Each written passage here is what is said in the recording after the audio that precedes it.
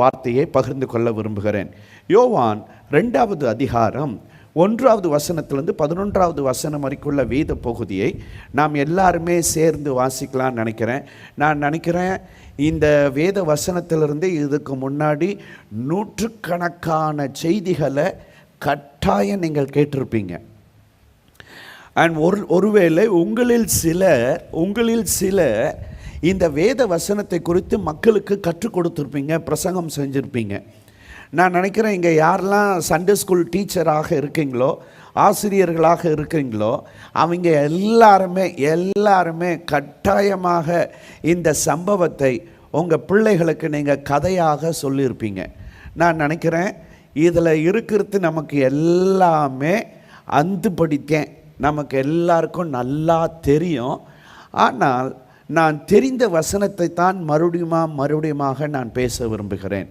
Okay, தெரிந்த வசனத்திலிருந்து இன்னும் ஒரு ஸ்டெப் எக்ஸ்ட்ராவாக அதில் புதைந்திருக்கிற மறைந்திருக்கிற ரகசியங்களை, சத்தியங்களை புரிந்து கொள்ள வேண்டும் என்பது என்னுடைய முக்கியமான எண்ணமாக இருக்கிறது. ஆக இன்றைக்கு நாமளும் இந்த வேத வசனத்தில் மறைந்திருக்கிற சத்தியத்தை, அந்த புதைப்பொருள்களை நாம் இந்த நாளிலே பார்க்கலாம், கற்றுக்கொள்ளலாம். என்னோடு கூட சேர்ந்து வாசிக்கலாம்னு நினைக்கிறேன். நம்ம எல்லாருமே சேர்ந்து வாசிக்கலாம்னு நினைக்கிறேன்.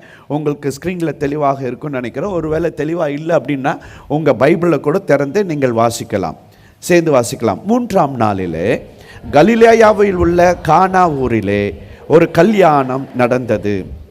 இயேசுவும் அவருடைய சீஷரும் அந்த கல்யாணத்திற்கு அழைக்கப்பட்டிருந்தார்கள். திராட்சரசம் குறைவுபட்ட போது இயேசுவின் தாய் அவரை நோக்கி, அவர்களுக்கு திராட்சரசம் இல்லை என்றாள். அதற்கு இயேசு, ஸ்திரீயே, எனக்கும் உனக்கும் என்ன? என் வேலை இன்னும் வரவில்லை என்றார். அவருடைய தாய் வேலைக்காரரை நோக்கி, அவர் உங்களுக்கு என்ன சொல்லுகிறாரோ அதன்படி செய்யுங்கள் என்றாள். யூதர்கள் தங்களுக்கு சுத்திகரிக்கும் முறைமையின்படியே ஒவ்வொன்று 2-3 குடம் தண்ணீர் கொள்ளத்தக்க 6 கற்றாடைகள் அங்கே வைத்திருந்தது. இயேசு வேலைக்காரரை நோக்கி,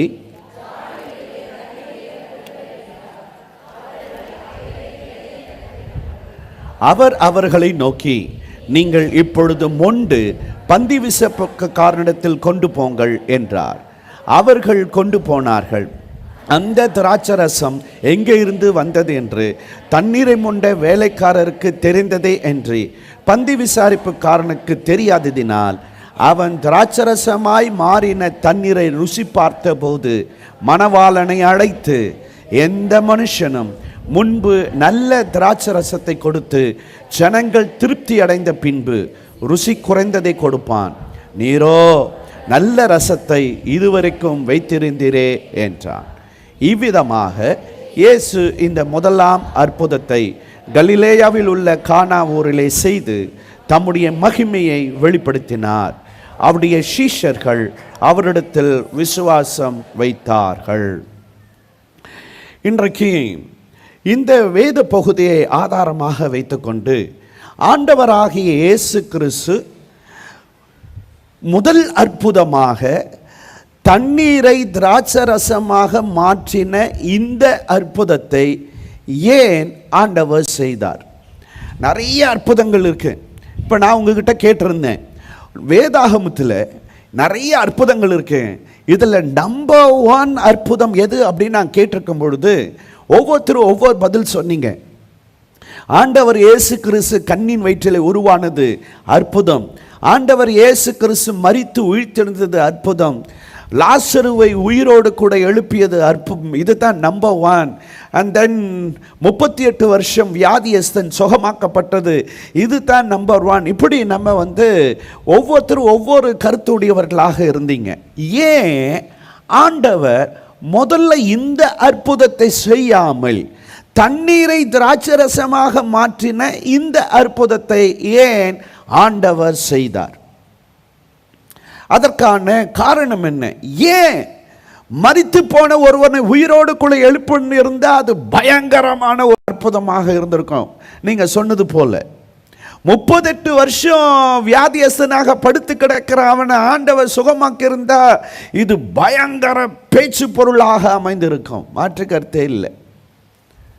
எல்லாருக்கும் தெரிஞ்சிருக்கும். ஆனா அதெல்லாம் விட்டு போட்டு ஆண்டவர் இயேசு கிறிஸ்து ஏன் தண்ணீரை திராட்சரசமாக மாற்றிய இந்த அற்புதத்தை முதல் அற்புதமாக ஆண்டவர் இயேசு கிறிஸ்து செய்தார்? என்ன காரணம்?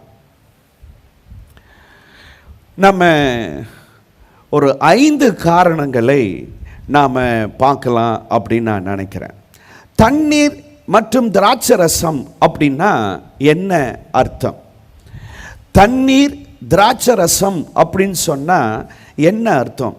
திராட்சரசம் அப்படின்னு சொன்னால் பரிசுத்தத்திற்கு அடையாளமாக இருக்கிறது.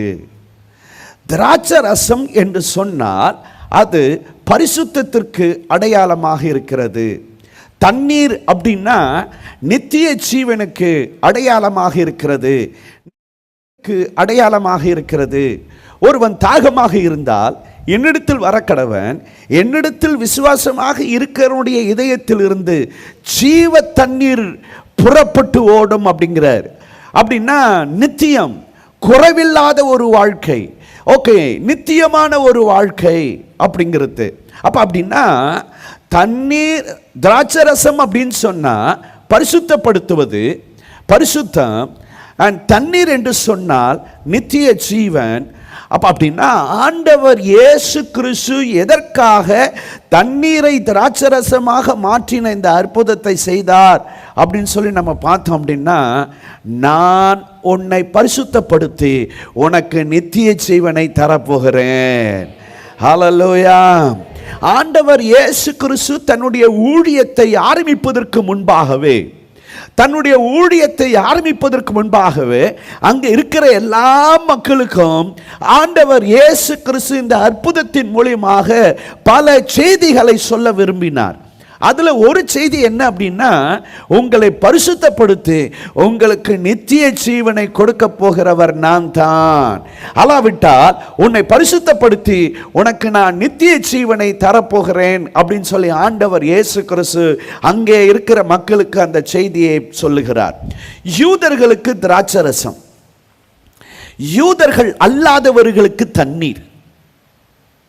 அப்போ அப்படின்னா யூதர்களுக்கு தண்ணீர் இல்லையா அப்படின்னு கேள்வி வர வேணாம். நம்ம அதை பிரிச்சியும் பார்க்க வேண்டியதாகவும் இருக்கிறது. ஓகே, யூதர்களுக்கு திராட்சரசம், யூதர்கள் அல்லாதவர்களுக்கு தண்ணீர்.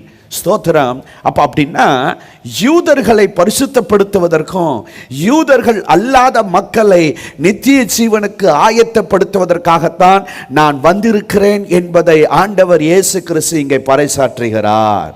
ஹல்லேலூயா. அல்லாவிட்டா அது ரெண்டுத்தையும் நாம் ஒன்றாக இணைச்சிக்கலாம் அப்படின்னு நான் நினைக்கிறேன். ரெண்டுத்தையும் ஒன்றாக இணைச்சிக்கலான்னு நினைக்கிறேன். ஆண்டவர் எதற்காக இந்த அற்புதத்தை செய்திருக்கிறார் என்று சொன்னால், நான் உன்னை பரிசுத்தப்படுத்தி உனக்கு நித்திய ஜீவனை தரப்போகிறேன். ஹல்லேலூயா. அப்போ நம்முடைய வாழ்க்கையில நம்மை பரிசுத்தப்படுத்துகிறவர் அவர்தான். நாம நேற்று பார்த்தோம், சபையை கோபாக்கனைக்கு என்று அவர் நியமிக்காமல் தம்முடைய ரட்சிப்புக்காக ஆண்டவர் சபையை நியமித்திருக்கிறார். அல்லேலூயா. தன்னுடைய இரத்தத்தை சிந்தி சபையை பரிசுத்தப்படுத்தி, தன்னுடைய இரத்தத்தை சிந்தி சபையை சம்பாதித்து சபையின் மக்களை பரிசுத்தப்படுத்தி நம்மை பரிசுத்தப்படுத்தி தோத்திரம் ஆண்டவர் நமக்கு நித்திய ஜீவனை தரப்போகிறார். அல்லேலூயா. ஒரு காரியம் 100% உண்மை. என்ன ஒரு காரியம் 100% உண்மை அப்படின்னா, நம்முடைய பரிசுத்தத்தை வச்சு, நம்முடைய நீதியை வச்சு, நம்முடைய ஒழுக்கத்தை வச்சு நம்மால கட்டாயம் பரலோக ராஜ்யம் போகவே முடியாது. இப்போ நான் பரலோக ராஜ்யத்துக்கு போகணும் அப்படின்னா அவர் விரும்புகிற அந்த பரிசுத்தம் என் வாழ்க்கையில் இருக்கணும். அந்த பரிசுத்தத்தை கொடுக்கிறவர் அவரால் மட்டும்தான் முடியும். அல்லேலூயா. ஹல்லேலூயா. அப்போ ஆண்டவர் இயேசு கிறிஸ்து எதற்காக இந்த தண்ணீரை திராட்சரசமாக மாற்றினார் அப்படின்னா, மக்களுக்கு ஆண்டவர் செய்தி சொல்ல விரும்பினார். என்ன செய்தி என்று சொன்னால், நான் உன்னை பரிசுத்தப்படுத்தி உனக்கு நித்திய ஜீவனை தரப்போகிறேன். ஹல்லேலூயா. இந்த அற்புதம், எந்த அற்புதம்? அந்த அற்புதம் இல்லைங்க, பாஸ்டம்மா சொன்ன அற்புதம். எது அற்புதம் அப்படின்னா, ஒரு பாவி மனம் திரும்பும் போது பரலோகத்தில் மிகுந்த சந்தோஷம் உண்டாயிருக்கும். சரி, அதில் ஒரு பாட். எது மிகப்பெரிய அற்புதம் அப்படின்னா, ஒரு பாவி மனம் திரும்புவது. ஸ்தோத்திரம். இந்த முதல் அற்புதத்தில் புதைந்திருக்கிற அந்த சத்தியம், அந்த அற்புதம் நம்ம வாழ்க்கையில நிறைவேறுவதாக. என்ன அந்த முதல் அற்புதம்? ஸ்தோத்திரம். நான் உன்னைய பரிசுத்தப்படுத்தி உன்னை நித்திய ஜீவனுக்கு கொண்டு போய் சேர்ப்பேன், நல்லாவிட்டால் உனக்கு நித்திய ஜீவனை தருவேன். ஹல்லேலூயா, ஹல்லேலூயா. இந்த அற்புதத்தை ஆண்டவர் இயேசு கிறிஸ்து நம்முடைய வாழ்க்கையில செய்வாராக. ஆமென்.